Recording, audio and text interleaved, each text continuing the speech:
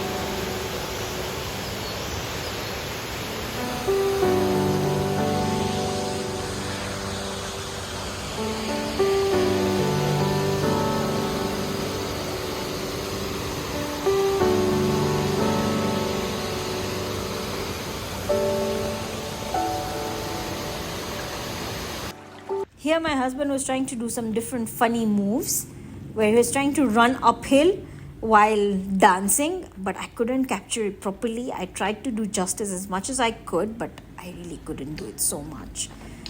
So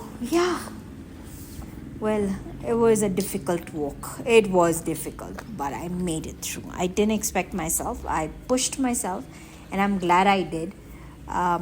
This year is just, I just want to try and be more healthy. Want to do a bit of more stretching, more workouts. So that's about it. This husband of mine has been taking us to our car park for more than 2 kilometers now. We've already walked 5.6 kilometers. How far still?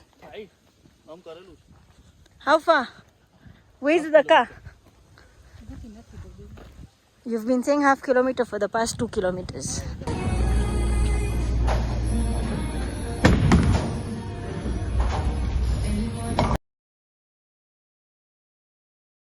Wow.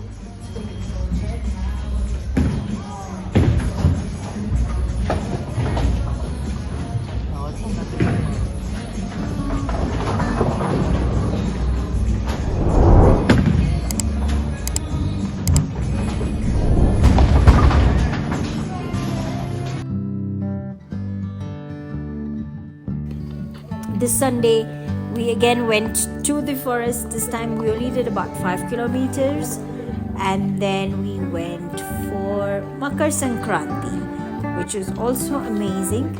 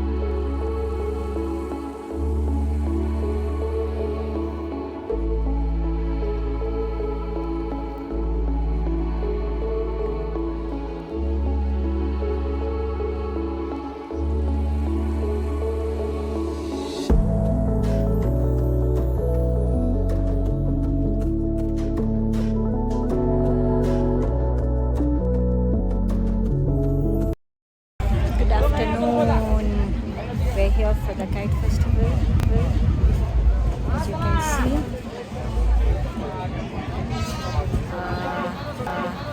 Everyone's just flying kites. It's really hot, guys. It's really hot. The sun is shining too much, a bit too much. So basically the Kite Festival, or better known as Uttaran, is an Indian festival which is celebrated on the 14th or 15th of January, but as per my knowledge is mostly on the 14th. Why is it celebrated? So it basically marks the arrival of spring and the transition of the sun into the Makara Rashi, the Capricorn zodiac sign, which is why even the Kite Festival, by the way, is called Makar Sankranti. So there are different names. There is Uttaran, there is Makar Sankranti as well. So in some parts of India. In other parts, it's called Uttarayan festival, meaning the northward journey of the sun, which begins from this day. It is also a festival where people come together in celebration and bury their hatchets, offering each other sweets in a joyous atmosphere. And one of the main sweets that is made in this festival is actually til laddu. I will drop a picture here of how it looks like. It's the best. It's known for Makar Sankranti. People in India make this specially for Makar Sankranti. But what is the significance of Makar Sankranti? So the significance differs according to the region. Uttarayan festival is celebrated one day after Lohri, by the way, which is a Punjabi festival. After one day after Lohri, this harvest festival is dedicated to the worship of sun god Surya, who is said to be the source of life and energy.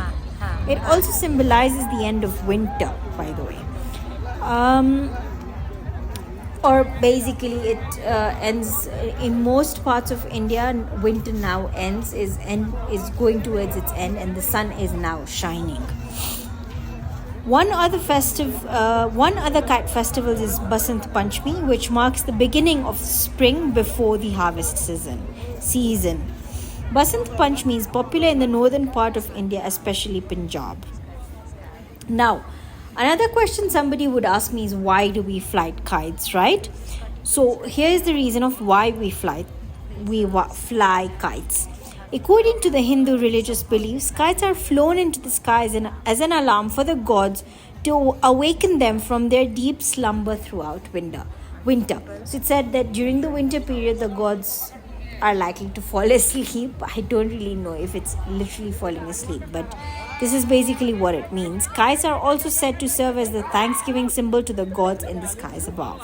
So, by the way, kite flying also has a scientific reason behind it, kind of. Winters are cold and dry, and people are most prone to infections and illnesses during this time. Flying kites during daytime exposes the body to much needed sun's rays, which provide vitamin D to the body, boosts the immune system, and prevents diseases. They also believed to have healing and cleansing properties. So, yeah, that is basically why Makar Sankranti is celebrated, and this one actually falls on the exact day. For a change, this is the only festival that is celebrated as per the English calendar on 14th of or 15th of January. Most parts of India, it is 14th of January. Here in Kenya, we normally celebrate it on the Sunday before the 14th, or whichever is closer. Like this year, 12th January was a Sunday, which was closer to 14th, so we actually celebrated Makar Sankranti on the 12th of January in Kenya. So hope you enjoyed understanding this, what Makar Sankranti is.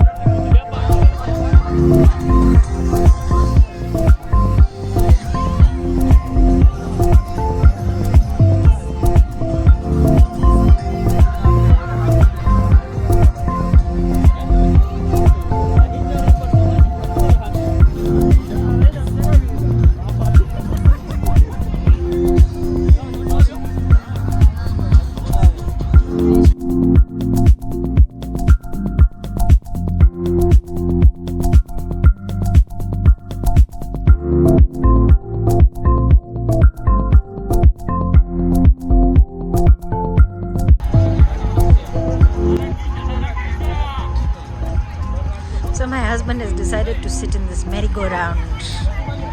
Just look at him.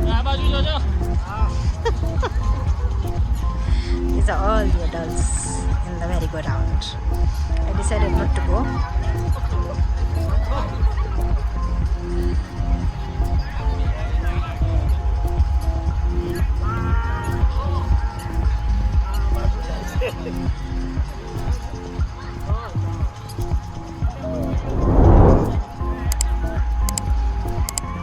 Hope you guys enjoyed my Sunday vlogs.